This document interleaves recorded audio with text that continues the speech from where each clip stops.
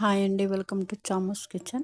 నేను ఈరోజు చేసే రెసిపీ మునక్కాయ టమాటా గ్రేవీ అండి. క్యాటరింగ్ స్టైల్లో చేస్తున్నాను. దానికి కావాల్సిన పదార్థాలు 5 ఉల్లిపాయలు, 2 టమాటాలు, కొత్తిమీర, కరివేపాకు, మునక్కాయ ముక్కలు, మీకు కావాల్సినండి 2 పచ్చిమిరపకాయలు, మసాలాలు, ధనియాలు, జీలకర్ర, దాల్చిన చెక్క, కొన్ని జీడిపప్పు, ఒక యాలక్కాయ, 3 లవంగాలనండి, కొన్ని కొబ్బరి ముక్కలు, అల్లం వెల్లుల్లి పేస్టు, ఉప్పు, కారం, పసుపు. కొబ్బరి ముక్కలు కొన్ని తీసుకున్నానండి. కొబ్బరి ఇష్టం లేకపోతే స్కిప్ చేసుకోండి. ఇప్పుడు ఉల్లిపాయలు కట్ చేసుకుందాము. చాలా బాగుంటుందండి. ఇది చపాతీలోకైనా తీసుకోవచ్చు, రైస్లోకైనా తీసుకోవచ్చు. జీడిపప్పు వేస్తే, గ్రేవీ వేస్తే ఎంత ఆయిల్ వేసినా కానండి తీరుకున్నట్టు ఏమనిపించదు. అదే జీడిపప్పు వేయకపోతే కొంచెం ఆయిల్ వేసినా మనం తీరుకున్నట్టు కనిపిస్తుంది అందంగానే. మీరు కూడా గమనించండి అది. టమాటాలు కోసుకుందాము. ఇప్పుడు వేపుకోవాలి.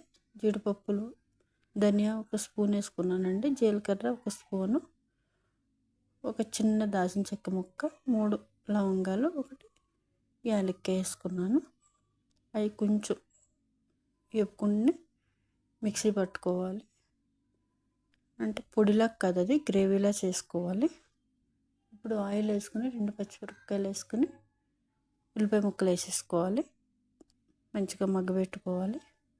మునక్కాయ ముక్కలు కూడా తెచ్చుకున్న వెంటనే చక్కగా ముక్కలు చేసుకుని పైన ఉన్నది తీసేసుకోవాలండి. అది తీసుకోకుండా అలా వేసుకుంటే చేదుస్తుంది.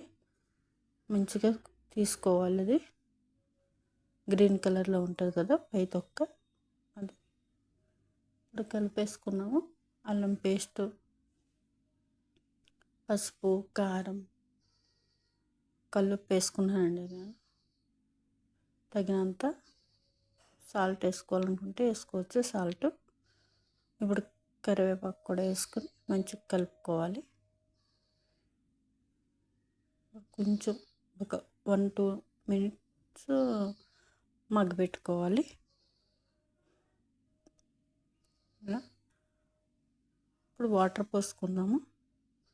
మునక్కాయలు ఉడకాలి కదా, కొన్ని ఎక్కువే పోసుకోవాలండి. గ్రేవీ వేసినప్పుడు కూడా అది చిక్కబడిపోద్ది.